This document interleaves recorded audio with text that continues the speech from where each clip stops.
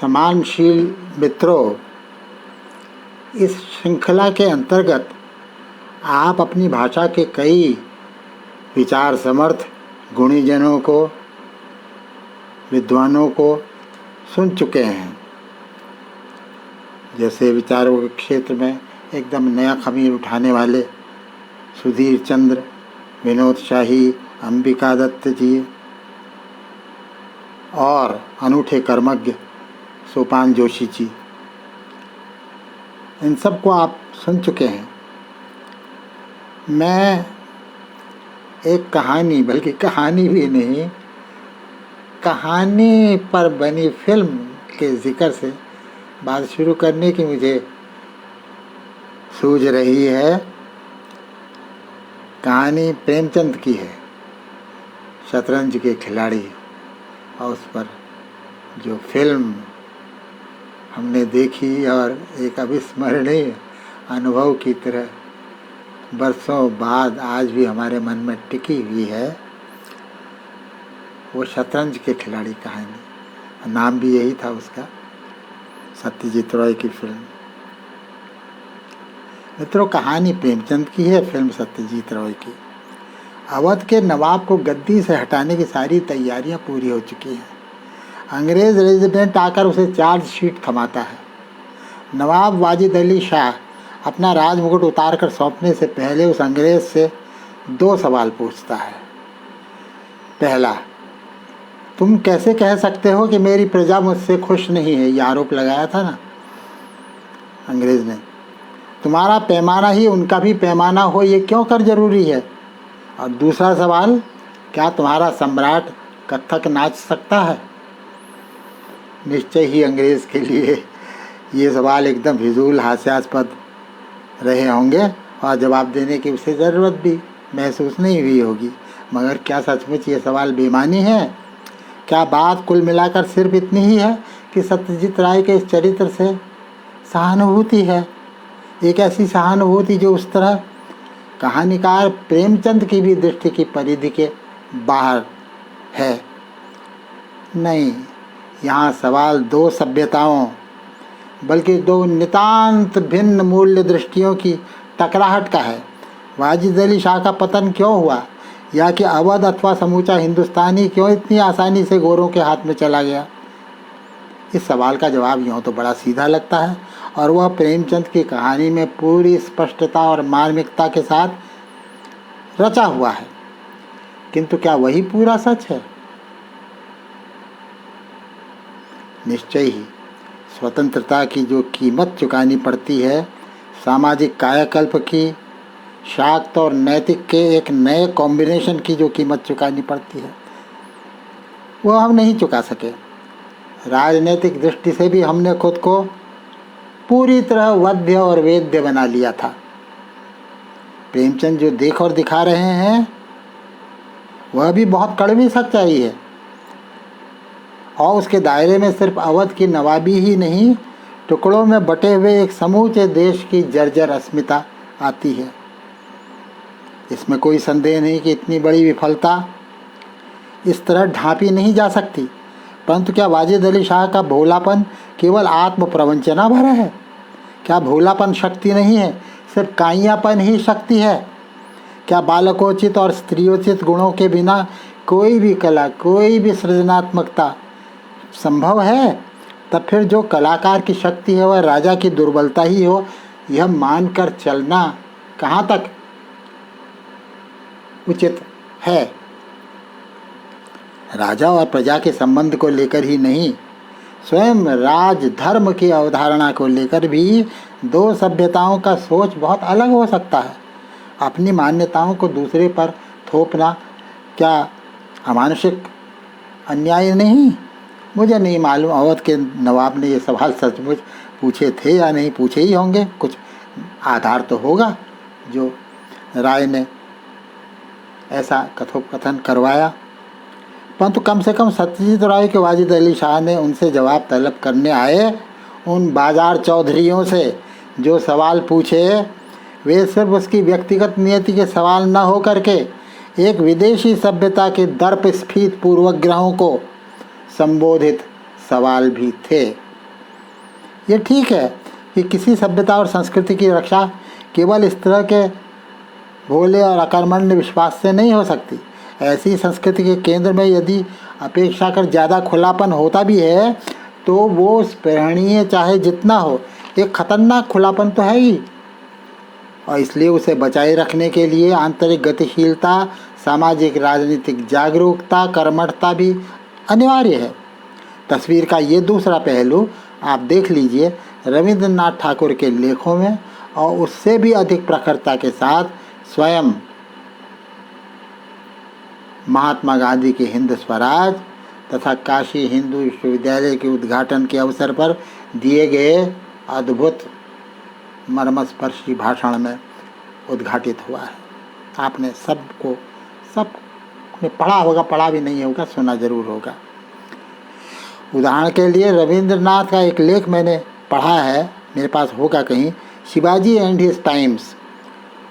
उसमें रविन्द्रनाथ ने लिखा है, शिवाजी के प्रयत्न से समूचे देश में एक अस्थायी उत्साह फैल गया और हमने समझ लिया कि देश हमारा संगठित हो गया, किंतु समूचे समाज रूपी शरीर में पड़ी हुई दरारें और छेद गुप्त रूप से कार्य किया करते हैं। उनके कारण हम किसी भी उच्च आदर्श को चिरकाल तक बनाए नहीं रख सकते। शिवाजी ने इन दरारों को वैसे के वैसे ही बनाए रखना चाहा। ये मैंने रविंद्रनाथ के लेख से उदाहरण दिया। क्या इस कड़वे यथार्थ से मुँह चुराना संभव है? अब रहे महात्मा गांधी, तो वे भले ही इतिहास को उतना महत्व नहीं देते जितना कि अवस्थिति बोध को, तो भी वे भी आखिर समाज के तथाकथित श्रेष्ठ प्रबुद्ध जनों, राजा महाराजाओं, अंग्रेजी पढ़े लिखों को ही उनकी संवेदनहीनता और नैतिक पिछड़ेपन के लिए सबसे पहले लताड़ते हैं। भारत आकर सबसे पहला काम उन्होंने यही किया। आत्मविश्वास पूर्वक उन्होंने घोषणा की है कि हिंदुस्तानी महासागर के किनारे पर ही मैल जमा है, उससे जो गंदे हो गए हैं उन्हीं को साफ होना है। बाकी करोड़ों लोग तो सही रास्ते पर ही थे और सही रास्ते पर ही हैं। इसके साथ ये भी लिखा है महात्मा गांधी ने, तो उस मैल से जो गंदे हो गए हैं उन्हीं को साफ होना है, बाकी करोड़ों लोग तो सही रास्ते पर ही हैं।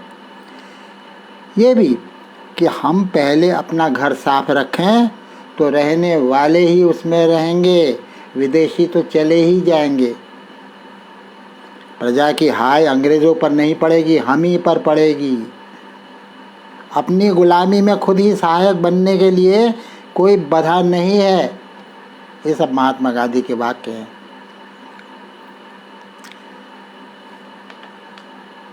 मित्रों, क्या यहाँ आत्मालोचन की भरपूर गुंजाइश नहीं थी? और क्या यह सब आज की तारीख में पुरानी बात हो गई? निश्चय ही नहीं, किंतु यह ज़रूरी आत्मालोचन भी उसी के लिए सार्थक होता है, उसी के लिए फलप्रद भी होता है जिसकी जड़ें खुद अपनी संस्कृति में और ईशावास्यम सर्वविदम वाली विश्व दृष्टि के भीतर गहरी गड़ी हों। मुझे याद आता है जयप्रकाश नारायण को लिखे एक पत्र में महात्मा गांधी ने लिखा है जयप्रकाश को, ईशावास्यमिदं सर्वम यत्किंच जगत्याम जगत तेन त्यक्तेन भुंजी था। ये जो है, उन्होंने कहा कि मेरे मुताबिक तो, महात्मा गांधी कह रहे हैं, मेरे मुताबिक तो सारा समाजवाद इस एक श्लोक में ही निहित हो आता है।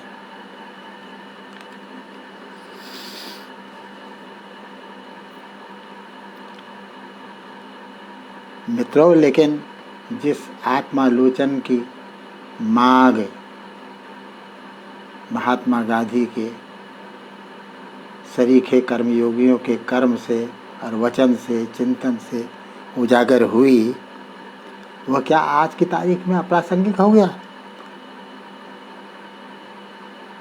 कितने ही हमारे बड़े ऊंचे कद्दावर बुद्धिजीवी हुए हैं जिन्होंने महात्मा गांधी का भी अपने ढंग से मूल्यांकन किया है। कई लोग हैं, नाम गिनाने की ज़रूरत नहीं है। किंतु ये ज़रूरी आत्मालोचन भी उसी के लिए सार्थक और फलप्रद होता है जिसकी जड़ें खुद अपनी संस्कृति में और ईशावास्यम सर्वविदम वाली विश्व दृष्टि के भीतर गहरी जुड़ी हुई हो।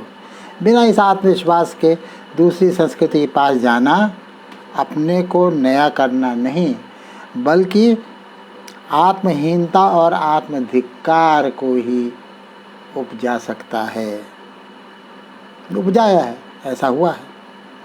इस प्रसंग को याद करने का मेरा एकमात्र प्रयोजन यही था। हिंदुस्तानी मन या कि हिंदुस्तानी जीवन कह लीजिए, जीवन दर्शन कह लीजिए, दोनों का एक रोचक अंतर्विरोध या विरोधाभास ये है कि वह ऐश्वर्य और अकिंचनता दोनों ध्रुवों के प्रति समान आकर्षण महसूस करता है। उसे शून्य भी चाहिए और पूर्ण भी चाहिए, और इन दोनों चाहनाओं के बीच में उसे कोई किसी किस्म की कोई असंगति नज़र नहीं आती। उसे अद्वैत भी चाहिए और 33 करोड़ देवताओं का भरा पूरा प्रजातंत्र भी चाहिए। मानो सच्ची अद्वैती एकता की सिद्धि के लिए बहुदेववाद ही सही रास्ता हो, एकेश्वरवाद नहीं। नेतृत्व भी हमारे लोगों को या तो फकीर का ही चाहिए या खालिस अभिजात का, या तो महात्मा गांधी हो या फिर पंडित नेहरू हो। ऐसी प्रजा के लिए सचमुच अपना मजबूत और फिर भी खुला हुआ तंत्र खड़ा करना, यानी सचमुच अपने लिए उपयुक्त राजनीति का चुनाव करना औरों की तुलना में, यानी अपेक्षाकृत बंद और इकहरे समाजों की तुलना में एक चुनौती भरा अत्यंत कठिन दुस्साध्य काम तो है ही है। मित्रों, एक दूसरी विचित्रता इस मन की, भारतीय मन की, यह भी है कि यह शक्ति का उपासक है। शक्ति के प्रति उसमें ज़बरदस्त लगाव है और इस शक्ति का अधिष्ठान वह पुरुष के बजाय स्त्री तत्व में तथा स्वामी की बजाय सेवक में देखता है। एक और शस्त्रधारियों के सिरमौर राम को भी शक्ति पूजा की आवश्यकता पड़ती है। दूसरी ओर जब समुद्र को भी लांघने और पहाड़ को भी लेकर उड़ने जैसे पराक्रम का मिथक गढ़ना होता है, तो उसके लिए भी हमारी लोक कल्पना राजा सुग्रीव या युवराज अंगद को नहीं, बल्कि हनुमान को चुनती है, जो कि सेवा और दास्य भक्ति की पराकाष्ठा थे। मैंने कभी कहीं एक लोक कथा पढ़ी थी, अग्नि जी ने सुनाई थी मुझे और फिर लाके दी भी थी वो, जहाँ वो छपी थी। तो उस लोक कथा में क्या होता है कि युद्ध में संलग्न राम को अचानक अपने ऊपर भयानक डाउट उपज जाता है, शंका हो जाती है अपनी सामर्थ्य पर। वे एक पत्थर उठाते हैं और जुआड़ियों जैसा दांव लगाते हुए उसे समुद्र में फेंकने को तैयार होते हैं कि यदि यह पत्थर तैर कर ऊपर आ जाए तो मैं समर्थ हूँ, ईश्वर हूँ, और डूब जाए तो फिर मैं भी सबकी तरह एक साधारण मनुष्य हूँ और मेरी विजय इस संग्राम में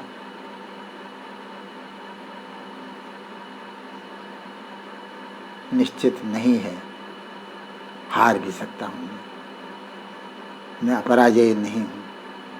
इस तरह बिल्कुल जुआड़ियों जैसा दांव उन्होंने लगाया। अब हनुमान दूर देख के ये सारी लीला देख रहे थे, एकदम समझ गए वो कि क्या हो रहा है। झपट करके दौड़ के आए, झपट्टा मारकर वो पत्थर उन्होंने राम के हाथ से छीन लिया और उन्हें आड़े हाथों लेने लगे। नहीं, आप ऐसा नहीं कर सकते। समुद्र अपनी मर्यादा कभी नहीं लांघता। समुद्र को अपने समुद्र होने पर, आकाश को अपने आकाश होने पर शंका करने का कोई अधिकार नहीं है।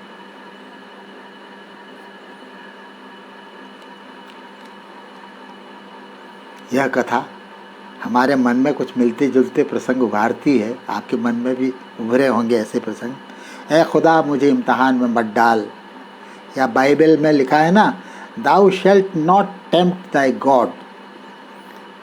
लेकिन मित्रों, यहाँ बात धर्म बीजों पर आस्था ही नहीं है, उससे कुछ अलग और ज़्यादा गहरी बात है इसमें, इस कहानी में। ये लोकमन की बुद्धिमत्ता है, लोकमन की कॉमन सेंस है, ज़बरदस्त। कहीं ऐसा तो नहीं कि हिंदुस्तानी मन ने, हिंदुस्तानी संस्कृति ने, सब कुछ को ईशावास से मानने वाली संस्कृति ने सचमुच अपना आत्मविश्वास खो दिया हो और उसे भी इस कथा के रामसरी के डाउट ने, संशय ने खा लिया हो, ग्रस लिया हो। मित्रों, हमारी शताब्दी की शुरुआत, बल्कि पिछली शताब्दी की भी शुरुआत जिस नवजागरण से हुई थी, उसके सांस्कृतिक और राजनीतिक आयाम बहुत गहराई में एक दूसरे से जुड़े लिपटे हुए थे, अविच्छेद्य थे। क्या उनकी अविच्छेद्यता में ही भावी संभावनाओं के संकेत निहित नहीं थे? क्या घूम फिर कर हम अंततोगत्वा फिर वहीं नहीं पहुंचने जा रहे हैं? मगर फिलहाल तो दृश्य कुछ अलग ही दिखाई दे रहा है। हर जीवित और आत्मबोध संपन्न समाज अपने लिए उपयुक्त राजनीति का चुनाव करता है। आज जो दृश्य हमारे सामने है वह यदि हमें विक्षुब्ध करता है तो क्यों करता है? यदि यह हमारे समाज की राजनीति नहीं है तो फिर किसकी है? आखिर इन राजनीति कर्मियों को चुना किसने है? और दुनिया की किस प्रजा में राजनीति और राजनीतिज्ञों के प्रति इतना आकर्षण दिखाई देता है? और किस देश में राजनीतिकरण की रफ्तार इस कदर तेज और संक्रामक साबित हुई है? सोचिए जरा पिछले 100 वर्षों की दृश्य पर। दरअसल आज के भारतीय जनमानस की जो राजनीतिक दीक्षा है वह गणतंत्रों की प्राचीन परंपरा के बावजूद अभी हाल के इतिहास की उपज है। विदेशी आधिपत्य के चलते सामान्य जनता के शासन में भागीदारी का प्रश्न ही कहाँ उठता था। प्राचीन और नवीन का सामंजस्य बिठा सकें ऐसे पुल भी बहुत कमज़ोर हो चुके थे। राजा और राजनीति के महत्व की पहचान तो उस श्लोक से, उस सूत्र से ही प्रकट हो जाती है जिसमें कि राजा कालस्य कारणम कहा गया है। राजा ही काल का कारण है। तो एक महत्व की स्वीकृति तो है ही है राजा राजनीति की, और उससे जुड़े विवेक ने ही तो एक और हमारे यहाँ चक्रवर्तित्व की धारणा पनपाई और दूसरी ओर विकेंद्रीकृत शासन व्यवस्था की अवधारणाओं को जन्म दिया और दोनों के बीच ऐसा तालमेल बिठाया। आप देखिए इस बीच जो हमारे वहाँ एकदम मूर्धन्य कोटि के लोग हुए हैं, जैसे वो थे अभी हाल में जिनका कार्य सामने आया है, उन्होंने बिल्कुल ठेठ दुर्दशा के दिनों में भी भारतीय समाज व्यवस्था कैसी सुदृढ़ थी, सारे हर किस्म के काम करने वालों को कलाकारों जैसा महत्व, स्वतंत्रता प्राप्त थी। वे अपने जीवन को धारण करने में, व्यवस्थित करने में कितने समर्थ थे। ये हाल के इन चिंतकों के काम से उजागर होता है जिनसे आप परिचित ही होंगे।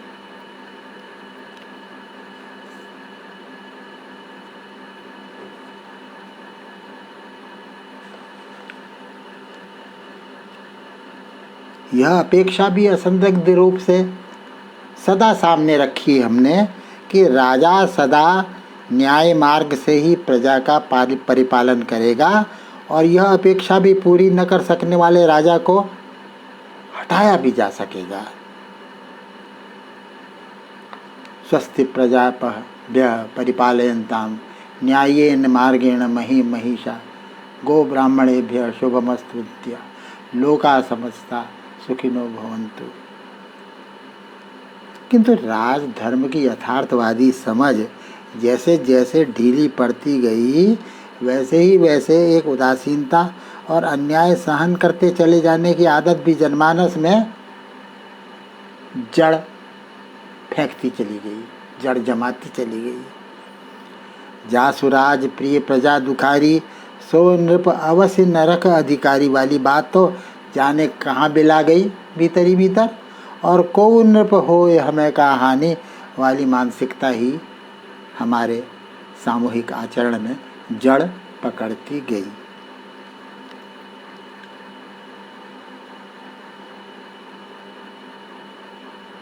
मित्रों, वर्तमान परिस्थिति को देखते हुए तो यही लगता है कि हमारा प्रजातंत्र कई औरों के मुकाबले काफ़ी कुछ सफल साबित होने के बावजूद अभी तक हमारे लोगों के मूल मन संस्कार के अनुरूप एक मजबूत पुख्ता आत्मबिंब से परिभाषित नहीं हो सका है। अन्यथा राष्ट्रीय महत्व के कितने सारे मसलों को लेकर आए दिन ऐसी संकल्पहीनता, ऐसी मूल्य मूढ़ता, जीवन के सभी क्षेत्रों में व्यक्तिगत और सामूहिक जिम्मेदारी की भावना का ऐसा ह्रास कैसे दिखलाई पड़ता है ना। आखिर क्या कारण है कि सांस्कृतिक एकता के अत्यंत सुदीर्घ ऐतिहासिक यथार्थ को राष्ट्रीय एकता की सुदृढ़ राजनीतिक पीठिका पर मूर्तिमान करने का काम, गतिशील करने का काम अभी तक इतना दुस्साध्य बना हुआ है। अब यूँ तो इस सदी की शुरुआत में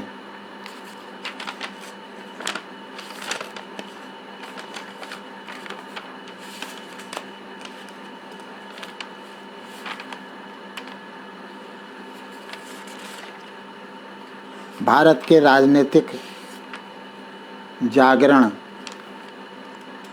नवजागरण में कई सारे लोगों का योगदान महत्वपूर्ण है, जिसमें कि तिलक और श्री अरविंद का ही नहीं, दादा भाई नौरोजी, गांधी जी के राजनीतिक गुरु गोखले सभी शामिल हैं।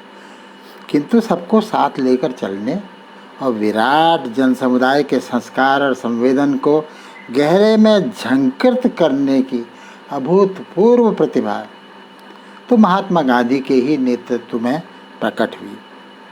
इसका मतलब यह नहीं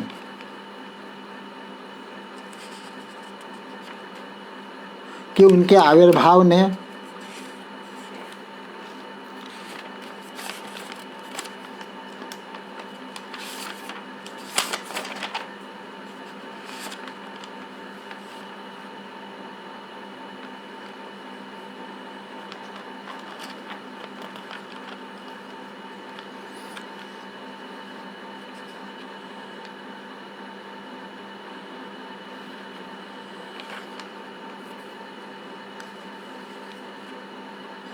आखिर क्या कारण है। आप इस विरोधाभास को भी क्या कहेंगे कि स्वयं महात्मा गांधी ने अपना उत्तराधिकारी पंडित नेहरू को बनाया, जिनका जीवन दर्शन और भारत के नियति का भी दर्शन गांधी जी के दर्शन से काफ़ी कुछ असमंजस था। तो क्या देश की मनोभूमि पहले बिल्कुल एक थी कभी, और सत्याग्रह युग तक आते आते सहसा द्विविध और विभाजित हो चुकी थी? क्या हम यह भी कहेंगे, जैसा कि उस युग के एक सशक्त अंग्रेज़ी उपन्यासकार, अंग्रेज़ी में लिखने वाले उपन्यासकार हैं, ठेठ हिंदुस्तानी कथाकार, अंग्रेज़ी में लिखा है, ये एक अलग बात है, राजा राव का कंठपूरा आपने न पढ़ा हो तो पढ़ा ही होगा। तो राजा राव का कंठपूरा, उसका उपसंहार देखिए आप, उसमें क्या ध्वनि निकलती है, क्या मतलब है उस अत्यंत मार्मिक उपसंहार का, कि गांधी के रूप में भारत की परंपरागत जीवन दृष्टि का जो नवोन्मेष हुआ था और जिसने हमारे जनमानस को अभूतपूर्व ढंग से आंदोलित कर दिया था, एक जीते जागते मिथक की तरह, उसने अंततः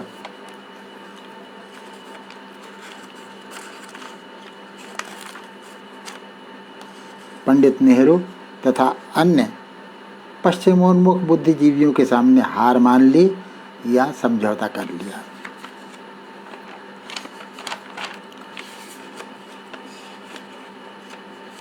मित्रों, मैं आपको याद दिलाना चाहता हूँ कि महात्मा गांधी ने अपने कर्म जीवन का आरंभ टाइम्स ऑफ इंडिया के पाठकों के पत्र स्तंभ से किया था। कई 2-3 साल तक लगातार वो उस स्तंभ में पत्र लिखते रहे। ये महात्मा गांधी की रचनाशीलता का, उनके लेखन का भी आरंभ है। मैंने देखा है वो संकलन, पढ़ा है भी है। करीब 100-150 100-125 पत्रों का संकलन है वो, आप पढ़िए उनको। ये भी महात्मा गांधी की शुरुआत है अपने कर्मयोग की, अपने कर्म जीवन की, उनकी शुरुआत है। पाठकों के पत्र उसमें दिया करते थे वो। उन पत्रों को आप पढ़ेंगे तो ऐसे सजग नागरिक की छवि उभरती है उससे, जो न केवल अपने आसपास के प्रति, सार्वजनिक जीवन की छोटी से छोटी बातों के प्रति अत्यंत संवेदनशील है, बल्कि जिसे नागरिक कर्तव्यों और अधिकारों के साथ साथ राज्य यानी सरकार की भी क्षमताओं और सीमाओं दोनों का स्पष्ट विवेक है। इससे भी ज़्यादा दिलचस्प और मार्मिक लगा था स्वयं अखबार नाम के आधुनिक जनतंत्री नियामत के प्रति युवा मोहनदास का उत्कट आकर्षण। गुलामी की ठोस दीवार में अभिव्यक्ति की आज़ादी का एक छोटा सा रंध्र फोड़ने का उनका उपक्रम। मित्रों, मुझे नहीं मालूम कि विश्व के किस प्रसिद्ध लोकनायक ने सार्वजनिक जीवन में अपना पहला ही कदम इतने गुमनाम ढंग से रखा होगा। मैं नहीं समझता इतिहास में किसी भी अन्य महापुरुष ने इतनी अधिक संख्या में इतनी तरह के चरित्रों को निहायत गुमनाम सरीखे लोगों को भी पत्र लिखे होंगे, उन्हें प्रेरणा और प्रोत्साहन देने का ऐसा लगातार अथक उद्यम किया होगा। मित्र बनाने और मैत्री का निर्वाह करने की प्रतिभा तो नेहरू जी में भी थी, पर गांधी जी की बात ही निराली है। इतनी और इस कोटि की निस्संगता के साथ इतनी आत्मीयता, दूसरे के घट में बैठ जाने की, उसके निजी वैशिष्ट को भांप लेने की, उस विशिष्टता को जगह देने की, उकसा देने की प्रतिभा, ये संयोग कितना रेयर होता है, कितना विरल होता है। ये बहुत विरल होता है, बहुत दुर्लभ होता है। आप अपने जीवन को, अपने आसपास के जीवन को ही देख लीजिए। इतिहास और जीवनी को हमारी परंपरा में वैसे कोई खास महत्व नहीं मिल पाया, पर यह हमारा सौभाग्य है कि इस आदमी का समूचा जीवन, सारे संपर्क, समूची निष्ठा, प्रामाणिकता के साथ एक एक शब्द अंकित है, सुलभ है। ये बड़ा भारी सौभाग्य है हमारा। लिखित शब्द को स्वयं इतना महत्व देने वाले आदमी के लिए, गांधी जी जैसे पुरुष के लिए यह सर्वथा योग्य था, सर्वथा अनिवार्य था कि दूसरे भी उसके साथ उतनी ही प्रामाणिकता और उतनी ही ईमानदार यथातथ्यता का निर्वाह करें। सौभाग्य से उन्हें न केवल अपने जीवन काल में ऐसे एक से एक समर्पित साथी मिलते रहे, बल्कि मरणोपरांत भी डीजी तेंदुलकर सरीखा विकट अविश्वसनीय जीवट वाला संपादक भी अपने सारे लिखे हुए को, सारे बोले हुए को भी सहेजने के लिए सुलभ हो गया।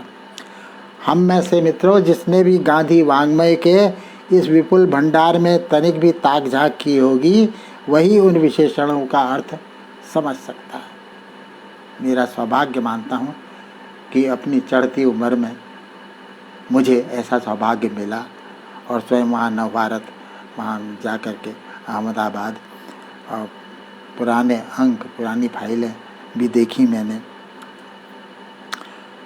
और महादेव देसाई और प्यारे लाल ऐसे वृत्तांतकार कहाँ सुलभ होते हैं। पूरा जीवन झोंक दिया उन्होंने महात्मा गांधी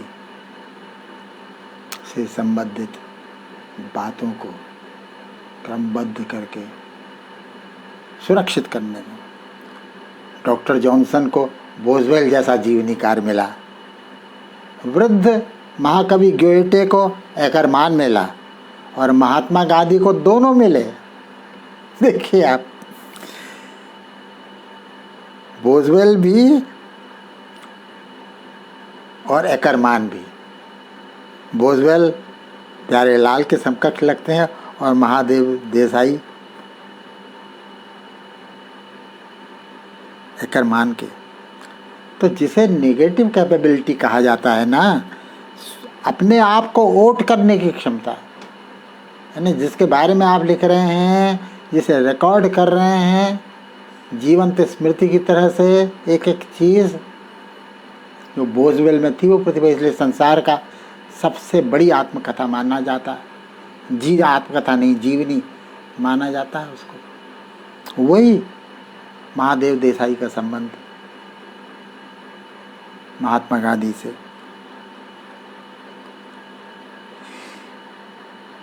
ये दूसरों के साथ, अपने विषय के साथ संपूर्ण तादाद में स्थापित करने वाला गुण जो है, कहाँ से सीखा महादेव ने? अपने बापू से ही तो सीखा है, महात्मा गांधी से। पर जिसके भीतर स्वयं एक कलाकार और मौलिक लेखक बैठा हो, जैसा कि था महादेव देसाई में मौलिक लेखन की क्षमता थी, इसे उनके निकट के कई लोगों ने इसका जिक्र किया, पूरी तरह समर्पित कर दिया उन्होंने गांधी जी को, अपनी उस सारी क्षमता को। यानी जिसके भीतर स्वयं एक कलाकार और मौलिक लेखक बैठा हो, उसके लिए ऐसा आत्मसमर्पण, आत्माहुति नहीं है तो क्या है? इस तथ्य को स्वयं गांधी जी अच्छी तरह से जानते थे। तभी तो महादेव की अकाल मृत्यु ने उन्हें इस कदर क्षुब्ध, इतना विचलित कर दिया कि अखबारों में इस घटना का यथोचित उल्लेख न पा करके वे अपने गुस्से को, अपने क्षोभ को, हाहाकार को अपने तक सीमित नहीं रख सके। कैसी व्याकुल टिप्पणी है उनकी उस अवसर की। एक टिप्पणी अपने देशवासियों पर है, खासकर पत्रकारों का जो सेंस ऑफ प्रोपोर्शन होता है, मात्रा ज्ञान। क्या है ये, कैसा मात्रा ज्ञान है? इतनी बड़ी घटना पर कोई टिप्पणी नहीं, कोई वो नहीं। महात्मा गांधी का रोष अकारण नहीं था।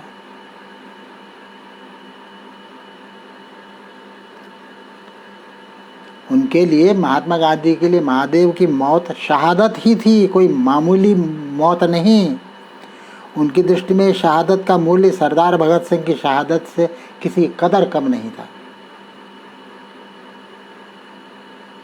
पश्चिमी सभ्यता के जो भी गुण हैं, उसकी विश्वव्यापी शक्ति के जो प्राचीन और आधुनिक स्रोत हैं, उन तक सीधी पहुंच जिन थोड़े से हिंदुस्तानियों ने अर्जित की, और इस अर्जन के फलस्वरूप अपनी परंपरा को नए सिरे से पहचानते हुए उसके भीतर ही आधुनिक जगत की चुनौतियों का सामना करने की, आत्म प्रतिष्ठित मार्ग निकालने की इनिशिएटिव दिखाया, पहल दिखाई। उनमें महात्मा गांधी भी एक है। बंकिम, विवेकानंद, अरविंद और तिलक भी इसी श्रेणी में आएंगे। बंकिम ने भी अपनी शुरुआत कुछ इसी तरह से की थी। अखबारों में अंग्रेज़ों के पूर्वग्रहों का लगातार खंडन छपाते रहे, उन्हें शास्त्रार्थ के लिए ललकारते रहे। उनका क्षेत्र अलग था, वे संस्कृति की लड़ाई लड़ रहे थे।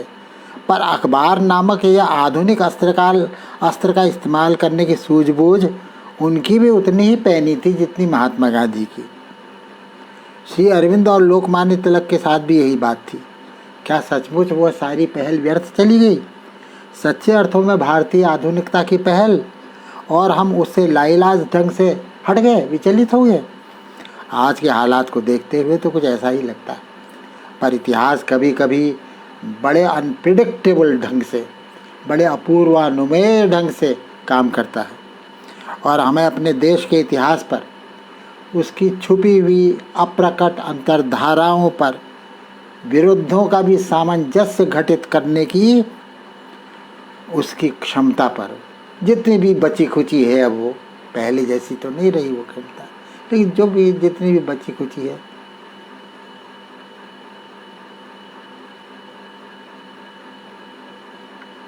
तो उस पर हमें थोड़ा भरोसा रखना चाहिए।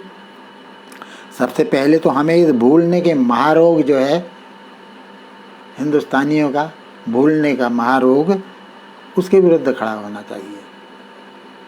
भूलने के विरुद्ध ये कई शताब्दियों से हमारा राष्ट्रीय महारोग रहा है और जिसका इलाज करने को ही गांधी उत्पन्न हुए थे। परंपरागत भारत ने इतिहास और जीवनी को दरकिनार करते हुए भी अपनी स्मृति से अक्षुण्ण रखने की कई ज़बरदस्त विधियां ईजाद कर रखी थी जो सदियों तक काम देती रही और जिनका जिंदा साक्ष्य अभी हाल रविंद्र गुरु जी, जिनका मैं नाम भूल रहा था, रविंद्र गुरु जी, जिनका सारा काम धर्मपाल जी की पहल के कारण सामने आया है। क्या है भारतीय समाज को जिंदा रखने वाली चीज़ क्या है? इसका जिंदा अंतः साक्ष्य, सारे हुनर, सारी कलाएं, सारी दस्तकारी, सब कुछ कैसे अपने जीवन को, वो एक छोटे से गांव में जहां हम लोग तो रह भी नहीं सकते, ऐसे पूरे गांव में अपना जीवन व्यतीत कर दिया, जबकि थे वो इंजीनियरिंग के मेधावी स्टूडेंट थे, चाहते तो कहीं भी प्रोफेसर हो सकते थे, बड़े पद पर सब छोड़ छाड़ के अपने गांव में पूरा जीवन बिता दिया उन दस्तकारों से सीखने के लिए। कैसे वो जीते रहे, कैसे सैकड़ों वर्षों से हमारी दस्तकारी, हमारी जो भी जीवन निर्वाह की जो भी साधन है, कैसे अक्षुण्ण रख सकें उनको। पीढ़ियों से संचित जो कर्म कौशल है, जिसके कारण ये समाज बचा रहा, जिसके लिए महात्मा गांधी कहा करते थे कि यही हमें जीवित रखे हुए है। पर मौखिक परंपरा के विस्थापन के साथ साथ और ऐतिहासिक धर्म, ऐतिहासिक संस्कृति वाले यूरोप का दबदबा बढ़ने के साथ साथ वो पुराना संतुलन धीरे धीरे कमज़ोर हो गया, भंग हो गया और अपने को नया करने के लिए नए सिरे से एक नए बैलेंस की, नए संतुलन की आवश्यकता पड़ने लगी। नए युग की आहट पाते ही भारत की सभी भाषाओं के साहित्य में यह व्यापक आत्मनवीकरण की सुगबुगाहट दिखाई देती है। पत्रकारिता और रचनात्मक साहित्य का ही नहीं, पत्रकारिता और कर्मठता का भी अद्भुत मेल दिखाई दिया है। मेरा विषय ही है बुद्धिजीवी और महात्मा गांधी। मैं उसी के परिधि के भीतर सोच रहा हूँ और आपसे बात कर रहा हूँ। पत्रकारिता और रचनात्मक साहित्य का ही नहीं, पत्रकारिता और कर्मज्ञता का, कर्मठता का भी अद्भुत मेल दिखाई दिया। गांधी जी का जीवन इसका अनूठा उदाहरण है। अकेले महात्मा गांधी की जाने कितनी जीवनियाँ छपी हैं और अलग अलग जीवनीकारों ने उनको अपने अपने ढंग से देखा है। ऐसे सार्वजनिक महत्व के जीवन को अनेक दृष्टिकोण से देखा जाना, पहचाना जाना स्वाभाविक है, अनिवार्य है, हितकारी है। महादेव भाई, प्यारे लाल और स्वयं गांधी जी की आत्मकथा के बावजूद वे सारी जीवनियाँ अपनी अपनी जगह पढ़ने लायक हैं। B.R. नंदा हैं जैसे, लुई फिशर, तो B.R. नंदा लिखते हैं तो लुई फिशर इररिलेवेंट थोड़ी हो जाते हैं।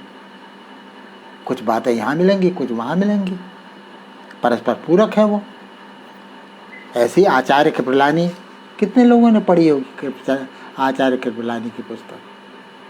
मुझे नहीं लगता, मुझे तो एक भी नहीं मिला इसी बात की मैंने पढ़ी हो जिसने। लेकिन आचार्य कृपलानी की पुस्तक भी, उस पुस्तक की जगह विनयानंदा नहीं भर सकते, लुई फिशर भी नहीं भर सकते। लेकिन वो जो लिखते हैं वो ये नहीं लिख सकते थे। उनका अपना मेल जोल, जो मैत्री, जो पहचान उनके मन में वो एक अनोखी अलग महत्व वाली थी। मित्रों, मैंने गांधी जी के पत्रकारित्व के जिक्र से बात शुरू की थी। टाइम्स ऑफ इंडिया में पाठकों के पत्र, इतनी अकिंचन शुरुआत, पूरी जिम्मेदारी, पूरी मुस्तैदी के साथ सैकड़ों पत्र उन्होंने लिखे और बाद में संपादन किया हरिजन सेवक का। हमारे बचपन में हमारे घर में बस दो ही चीज़ें आती थी, एक कल्याण आता था, एक संगीत आता था, और ये क्या नाम था उसका, हरिजन सेवक। हाँ, हरिजन सेवक आता था। गांधी जी अपनी उस शुरुआत को कभी नहीं भूले। यंग इंडिया, नवजीवन, हरिजन सेवक, तीनों की फाइलें गवाह हैं। मैंने देखी हैं अपनी आंखों से, थोड़ा बहुत उल्टी पुल्टी भी है। वो फाइलें गवाह है कि ऐसे जाने कितने अज्ञात पाठकों के पत्रों को उन्होंने न केवल प्रोमिनेंटली, पूरी प्रमुखता के साथ दे करके प्रकाशित किया, बल्कि उनमें व्यक्त निजी से निजी पीड़ा और समस्या को भी सार्वजनिक महत्व की समस्या की तरह अपनी संपादकीय टिप्पणी का विषय बनाया महात्मा गांधी ने। जी हाँ, टाइम्स ऑफ इंडिया के स्तंभ में चिट्ठियाँ छपाने वाले उस युवा M.K. गांधी और इस विश्वविख्यात लोक नेता और यशस्वी संपादक के बीच में कुछ वैसी ही कंटिन्यूटी थी, वैसी अनिवार्य निरंतरता, अंतः संगति थी, जैसी कांग्रेस के अधिवेशन में सफाई मजदूर की तरह प्रवेश करने वाले उस मोहनदास गांधी नाम के अकिंचन कार्यकर्ता और भावी राष्ट्रपिता महात्मा गांधी के बीच में। हम में से ज़्यादातर लोग जो है ना, बड़े लोगों के बारे में बड़े रूमानी ढंग से सोचते हैं, मानकर चलते हैं कि असाधारण, ऐसी असाधारण परिणतियों का आरंभ भी असाधारण होना चाहिए। एक ऐसे देश में, एक ऐसे युग परिवेश में जहाँ बुद्धिमत्ता और संवेदनशीलता दोनों के स्टैंडर्ड्स, दोनों के प्रतिमान, एक लाइलाज, डबल डीलिंग, दोहरेपन और संदिग्धता के शिकार बन गए हों, जहाँ संस्कारी निरक्षरता और संस्कार विहीन साक्षरता, ये दो ध्रुव हैं भाई साहब आपके जीवन के, सार्वजनिक जीवन के। संस्कारी निरक्षरता, जो आज भी संस्कारी हैं, जिनके बिहेवियर में, जिनके जीवन में आपको संस्कारिता, संस्कारीपन दिखता है,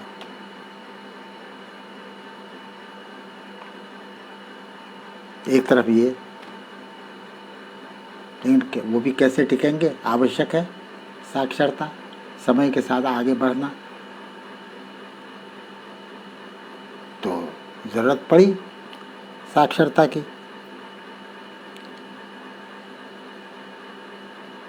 तो जहाँ संस्कारी निरक्षरता और संस्कार विहीन साक्षरता,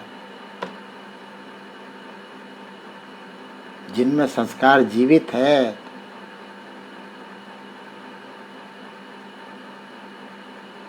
वो निरक्षर या लगभग निरक्षर, अब तो खैर काफ़ी चेंज आ गया है, काफ़ी साक्षरता बढ़ गई है, लेकिन वो साक्षरता कैसी है? संस्कार विहीन।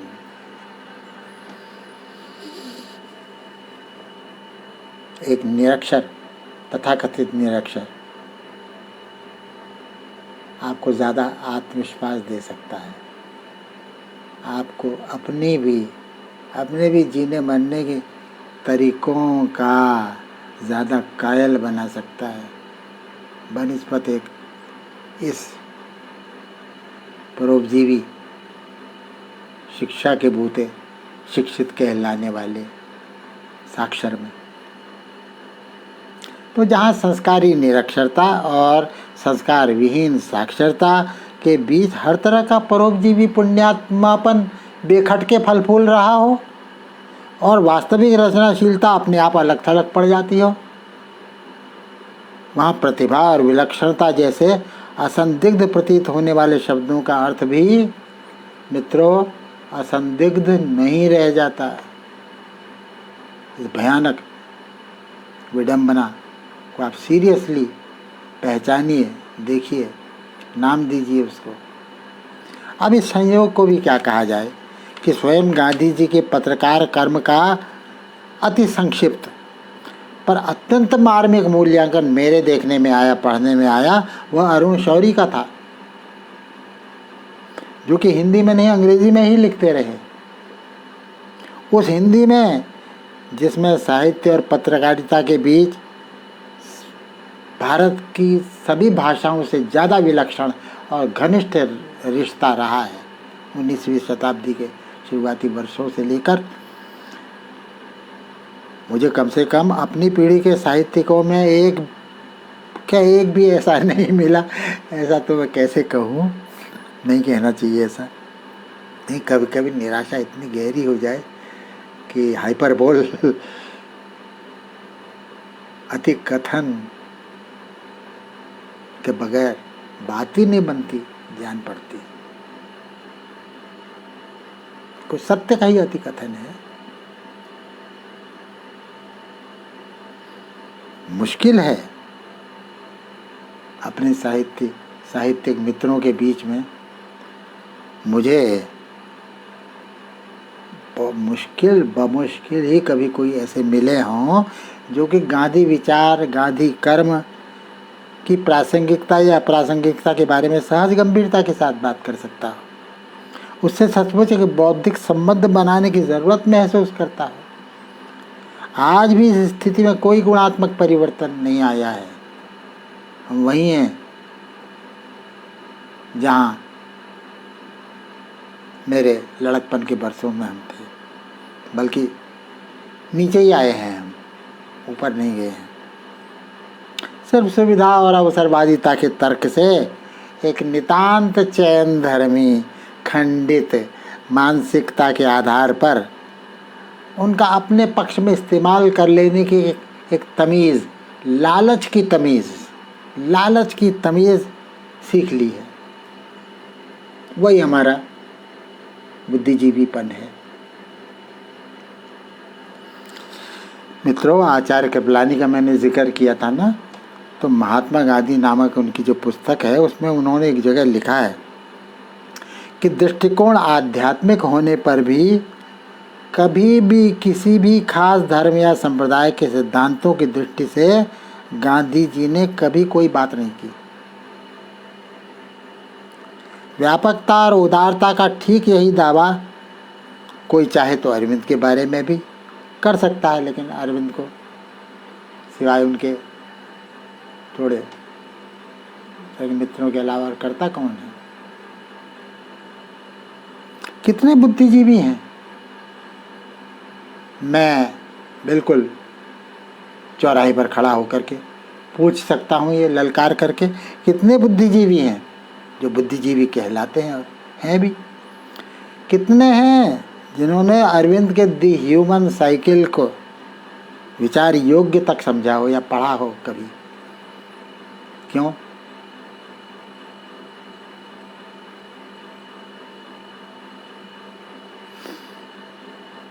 सवाल ये कि वह दृष्टि की व्यापकता आई कहाँ से?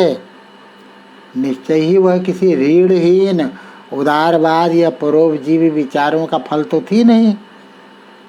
आचार्य कृपलानी ने बहुत क्षोभ प्रकट करते हुए लिखा है, प्रगतिशील बुद्धिजीवियों ने मन से कभी भी गांधी जी का साथ दिया ही नहीं।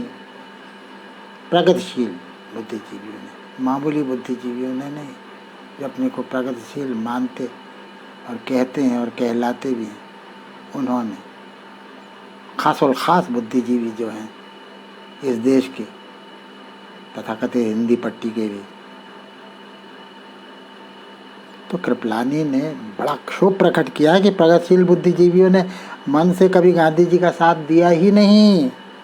बात भले अब पुरानी पड़ गई हो, आप लोगों को भी लग रहा होगा कि ये क्या बातें ले बैठे हैं। बात आपको लगती होगी पुरानी पड़ गई। इस देश के बुद्धिजीवियों के लिए कभी स्वयं गांधी ने हृदयहीन शब्द का प्रयोग किया था। मैं उनके एग्जैक्ट शब्द कोट कर रहा हूँ। The hard hearted intelligentsia of this country has been the nightmare of my life and will always remain so. इस देश का कठोर हृदय बुद्धिजीवी मेरे जीवन का सबसे विकराल दुस्वप्न रहा है और मुझे नहीं लगता कि ये दुस्वप्न कभी मिटेगा। ये मेरे इस वक्तव्य का शीर्षक है बुद्धिजीवी और गांधी। ये बुद्धिजीवियों के बारे में गांधी जी की राय है।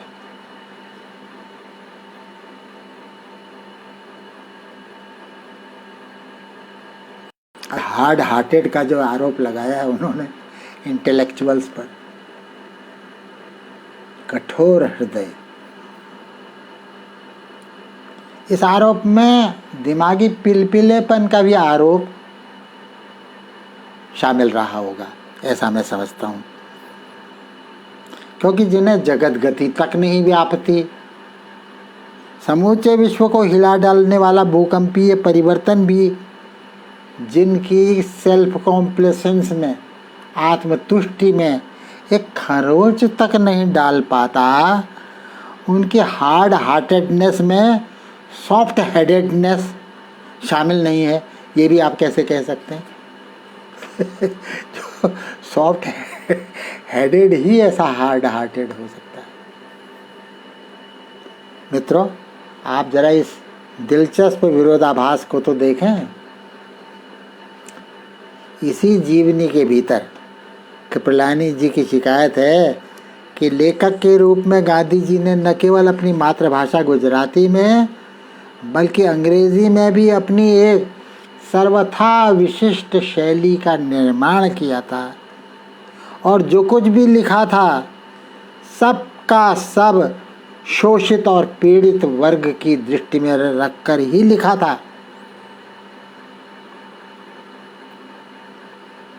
इतने पर भी, ये मैं नहीं कह रहा हूँ, हाँ ये कोटेशन है आचार्य कृपलानी का।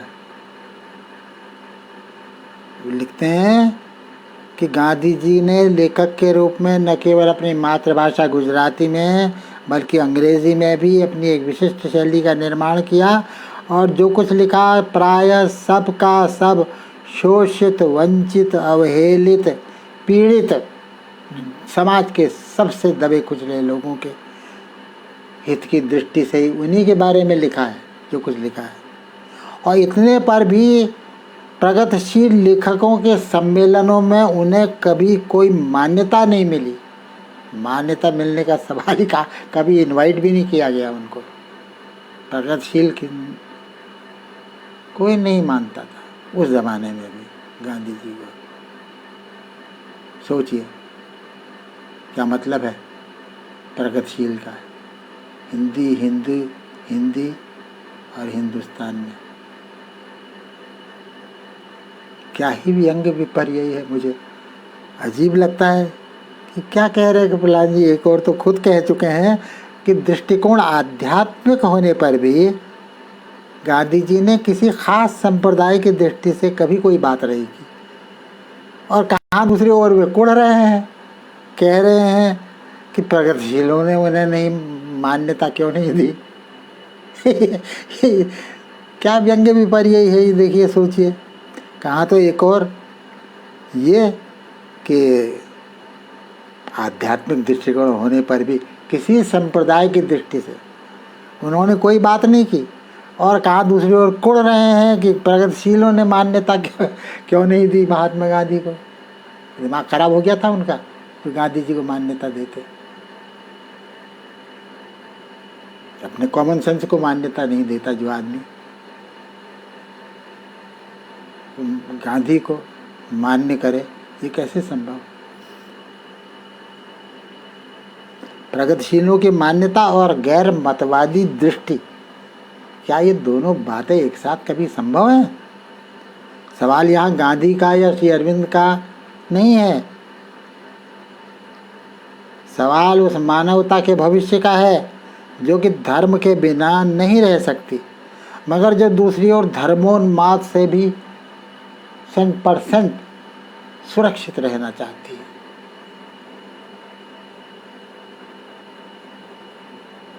तथाकथित विश्व धर्म जो कहलाते हैं उनका इतिहास देखिए, कितना रक्त रंजित इतिहास है।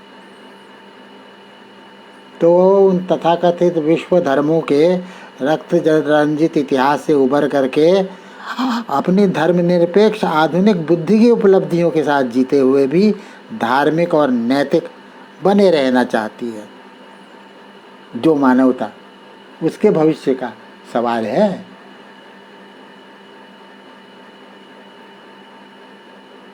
अब भविष्य की विश्व मानवता के सामने सबसे बड़ा सवाल क्या है कि क्या सचमुच के विश्व धर्म की, सचमुच के विश्व राजनीति की कोई भी संभावना शेष है? मैं हाल ही में अभी पढ़ रहा था, बड़ा एक उत्साह से उछाल आ रहा है, नहीं विश्व राजनीति, विश्व धर्म, फलाना ठिकाना।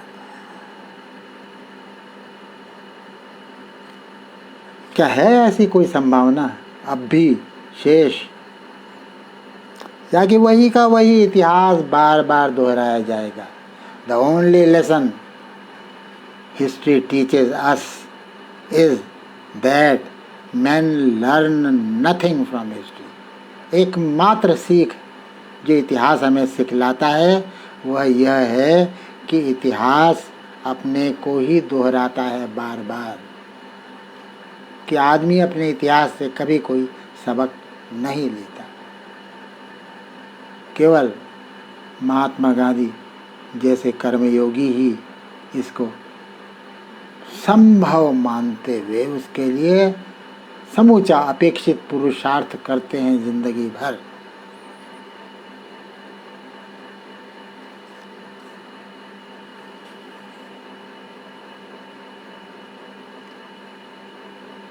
क्या सचमुच कोई धर्मनिरपेक्ष धार्मिकता संभव है जो कि भूगोल और इतिहास की गुलामी से ऊपर हो, और जिसे बिना नैतिक ग्लानि के, बिना बौद्धिक ग्लानि के अंगीकार कर सके आदमी? सेल्फ रेस्पेक्टिंग एनिमल जो मैन है वो। गांधी सरीखे महापुरुषों का कृतित्व इससे भी आगे जाकर यह प्रश्न पूछता जान पड़ता है, और उसका उत्तर भी देता प्रतीत होता है कि क्या विश्व मानवता की इस पुकार का भारत की ओर से कोई सत्कार संभव है?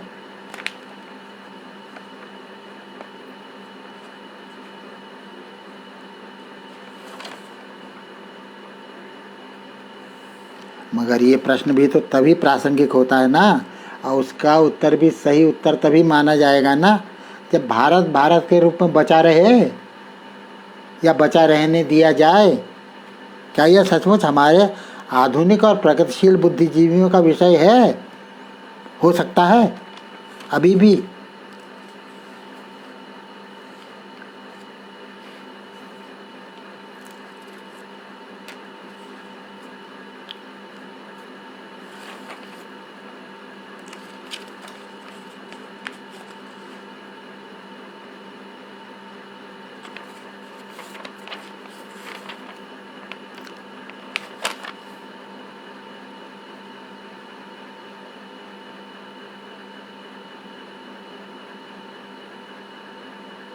हमारे बौद्धिक व्यवहार की, यहाँ तक कि राजनीतिक व्यवहार की भी भाषा इस कदर विकृत कर दी जा चुकी है कि उसमें सच्चाई को कहने, यहाँ तक कि उसे पकड़ने समझने में भी पग पग पर रुकावटें आती है। हमारे जैसे लोगों को। मुझे इस बात पर हैरत होती है कि किस तरह मेरे लड़कपन की दुनिया और वयस्क दुनिया दोनों के परिवेश के बीच एक अलंघ्य अंतराल, गैप पैदा होता गया। वह सब कुछ जो पहले जितना ही मूल्यवान था, लोक प्रतिष्ठित था, वह उतना ही मूल्य रिक्त बना दिया गया, डाउटफुल बना दिया गया, संदिग्ध बना दिया गया। जो बातें, जो विभूतियाँ जितनी धनात्मक थीं, वे अब उतनी ही ऋणात्मक लगने लगती हैं आपको। अमूमन माना जाता है कि साहित्य वैचारिक प्रदूषण को सबसे तगड़ा प्रतिरोध देता है और वहाँ अनर्थ की संभावना कम से कम होनी चाहिए, किंतु मेरा अनुभव तो मित्रों इसके सर्वथा विपरीत रहा है। मैंने पाया कि साहित्य के क्षेत्र में भी विरूपीकरण कम नहीं है, बल्कि उसे आग्रहपूर्वक आमंत्रित किया जाता है। ऐसे परोपजीवी आग्रहों के चलते राजनीति और इतिहास की भी समझ, साहित्य की समझ का तो जो हाल होगा, स्वयं राजनीति की और इतिहास की समझ भी विकृत होती ही है। स्वयं साहित्य भी दुर्व्याख्या और दुष्प्रयोग से सुरक्षित नहीं रहता। जहाँ लेखक के लेखकत्व पहचान उसकी स्वतंत्र सर्जक और आत्मावेशी प्रतिभा से नहीं, राजनीति के आगे आगे मशाल लेकर चलने वाली क्रांतिदर्शिता से भी नहीं, बल्कि मात्र एक राजनीतिक विचारधारा के पिछलग्गू गिरोहों की सदस्यता से ही की जाने की नौबत आ जाए, वहाँ भला और क्या उम्मीद करते हैं आप। मुझे इसमें रंच मात्र भी संदेह नहीं कि परोपजीवी विचारधाराओं के निरंतर निर्बाध घुसपैठ ने हमारे साहित्यिक, सांस्कृतिक, राजनैतिक जीवन को और सोच विचार की भाषा को भी काफ़ी बड़ी हद तक कुंठित किया है, भ्रष्ट किया है। ये भी समझ में आता है अब साफ साफ, अगर पहले नहीं आता था तो। यह भी समझ में आता है कि यह घुसपैठ भी अंततः उसी साम्राज्यवादी सेकुलराइजेशन की प्रक्रिया का ही एक ऊपर से बड़ा निर्दोष दिखने वाला, लोक हितकारी दिखने वाला हिस्सा है, जिसने मनुष्य और प्रकृति के संबंध को बुरी तरह विकृत कर डाला है। और जो कुछ आधुनिक विचारकों के अनुसार यहूदी ख्रिस्ती धर्मपरा की ओर से विश्व मानवता पर निछावर किया गया सबसे बहुमूल्य वरदान है। अपनी राजनीतिक, सामाजिक, अर्थनीतिक, न्यायिक व्यवस्थाओं में जिन सारे प्रत्ययों को हमने ग्रहण किया है, उनमें से अधिकांश स्रोत उसी परंपरा में है। सच बात तो यह है कि प्रश्न अब इन प्रत्ययों को अपनाने न अपनाने के औचित्य का नहीं है, बल्कि हमारे सुदीर्घ इतिहास के गलियारों में आकर प्रतिष्ठित हो गए इन नवागंतुकों का पहचान का, उन पर सचेत और विवेकशील विचार का है। मुझे यहाँ पर जयप्रकाश नारायण को लिखे गए गांधी जी के उस प्रसिद्ध पत्र की याद आती है, जो मैं पहले उल्लेख कर चुका हूँ, जिसमें गांधी जी ने ईशावास्योपनिषद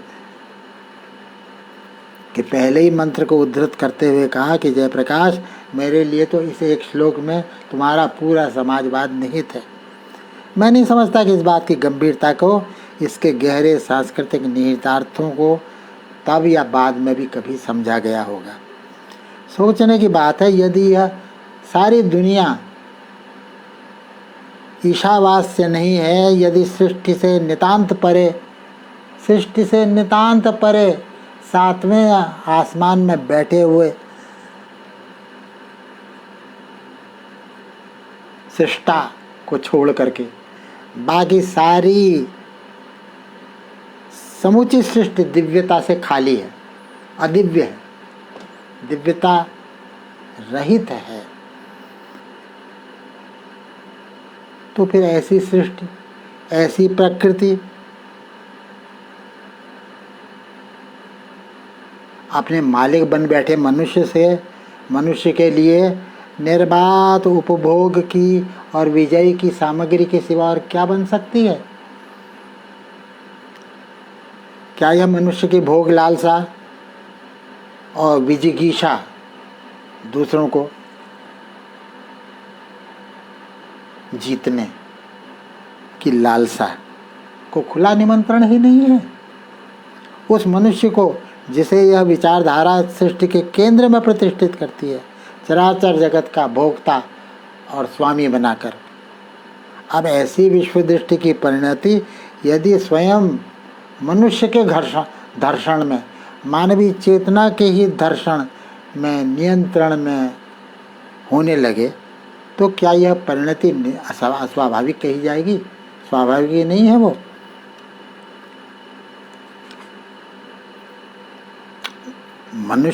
उस मनुष्य को जिसे यह विचारधारा सृष्टि के केंद्र में प्रतिष्ठित करती है, चराचर जगत का भोक्ता और स्वामी बनाकर, साक्षी नहीं भोक्ता और स्वामी डिक्लेयर करती है मनुष्य को।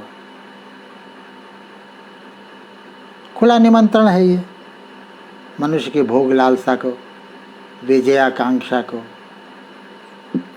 अहंग पिपासा को, चराचर जगत का भोक्ता और स्वामी मनुष्य को घोषित करके और उस घोषणा के अनुरूप ही सारी व्यवस्था करके। अब ऐसी विश्व दृष्टि की परिणति यदि स्वयं मानवीय चेतना के ही नियंत्रण में होने लगे, उसी के दर्शन में होने लगे, तो क्या यह परिणति अस्वाभाविक कही जाएगी? जिस स्वाधीनता और आस्था की पूर्व प्रतिज्ञा ही दूसरे की ममेतर की आस्था और स्वाधीनता के दमन पर, अपहरण पर खड़ी हो, क्या वह एक लाइलाज अंतर्विरोध से ग्रस्त नहीं है? गनीमत यही है कि स्वयं पश्चिम में हर युग में ऐसे मनीषियों और कवि कलाकारों और विद्रोहियों की एक दूसरी परंपरा भी कमोबेश सक्रिय रही है, क्योंकि उस प्रतिष्ठित परंपरा को, प्रतिष्ठादानी परंपरा को झुठलाती रही है, उसको रेजिस्ट करती रही है, प्रतिरोध देती रही है। वह दूसरी अपेक्षाकृत विरल किंतु मौलिक और स्वाधीन परंपरा ही हमारी समान धर्मा और सहयोगिनी है। बहरहाल मित्रों, 20वीं सदी के नहीं 21वीं सदी के इस मोड़ पर कम से कम अब तो हमें यह दिख जाना चाहिए कि जिस तथाकथित उपभोक्ता संस्कृति का एक बेहतर विकल्प खोजने की बात हम करते हैं, उसके पीछे जो मूल विकृति है वह यही है, यही पावनता जनित विवेक का क्षरण। मेरे गुरु और हिंदी के विलक्षण कवि और आलोचक विजय देव नारायण शाही कहते थे, सबसे बड़ी समस्या, सबसे ज़बरदस्त मोहबाए खड़ी सामने जो समस्या है आज विश्व मानवता के सामने, हिंदुस्तान के ही सामने नहीं, विश्व मानवता के सामने है, वो ये है कि त्रास जनित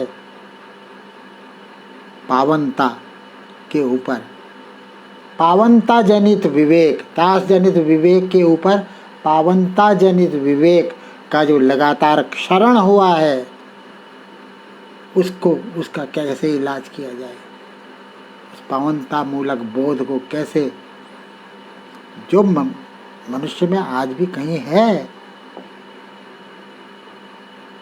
ऐसा नहीं कि नष्ट हो गई है, लेकिन प्रभावी नहीं है। प्रभावी कौन है? दूसरी। तो जो मूल विकृति है वह है यही, वही पावनता जनित विवेक का क्षरण, वही दिग्विजयी अहंकार, वही मूर्ति भंजक मनोवृत्ति की उग्रता, और वही सेकुलराइजेशन के ऊपर से बड़े रमणीक दिखने वाले भेष में छिपी हुई मूर्ति भंजक मनोवृत्ति की बर्बरता और उग्रता, यही सेकुलराइजेशन के भेष में छुपा प्रकृति द्रोह और मानव द्रोह, जो आत्मद्रोह ही है असल में, अनजाने। यही सेकुलराइजेशन के आपात रमणीय भेष में छुपा, जिसने कि हमारी इस पृथ्वी को ही एक तरह के मरुस्थल में परिणत कर डाला है। कुछ ठिकाना ही नहीं है, कब क्या हो जाए, कब कौन सी महामारी चपेट में ले ले आपको। यही आदमी का मतलब गांठने तक ही सीमित शोषण मूलक विश्व दृष्टि, जिसने कि हमारी इस पृथ्वी को ही मरुस्थल में बदल डाला है। तो मित्रों,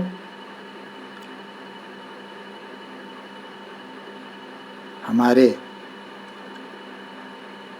बुद्धिजीवियों का, हमारे राष्ट्रपिता के जीवन और कार्य से जैसा जो भी संबंध रहा हो, मेरी समझ में वो बहुत क्रिएटिव और आत्मशोध, आत्मबोध को जगाने वाला संबंध तो नहीं ही था।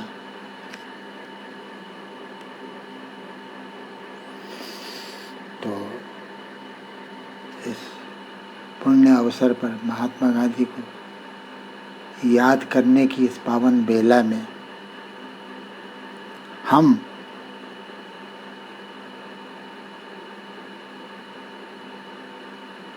फेस करें, सामना करें सभी यथार्थों के यथार्थ का।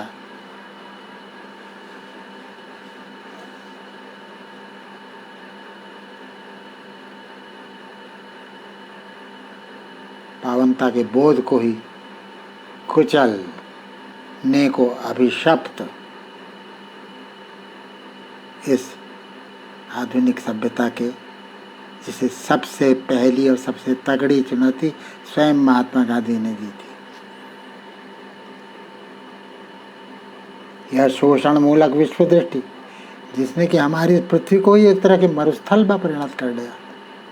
बिना निर्दैवीकरण, अपावनीकरण की इस विश्वव्यापी प्रक्रिया का यथावत रियलिस्टिक सामना किए बिना, उसे अपने पावनता जनित विवेक के बल पर प्रतिरोध दिए बिना हम अब किसी भी विधायक विकल्प की बात सोच ही नहीं सकते।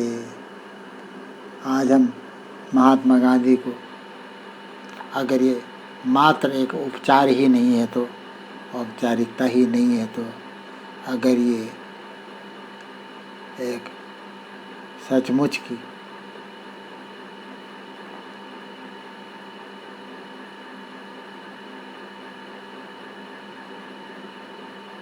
खोजी, आत्म खोजी, सत्य खोजी, व्याकुलता की ही उपज अगर नहीं है, उससे प्रेरित नहीं है, तो कोई अर्थ नहीं रह जाता। हम लोग बड़े रिचुअलिस्टिक लोग हैं, अनुष्ठान करने में हमारा कोई जवाब ही नहीं दुनिया में।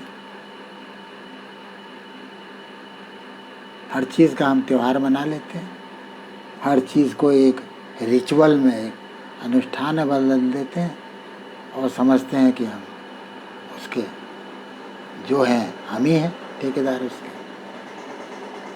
क्या यही मनोवृत्ति आगे भी चलेगी? ये ज़िंदगी और मौत का सवाल है। एक समय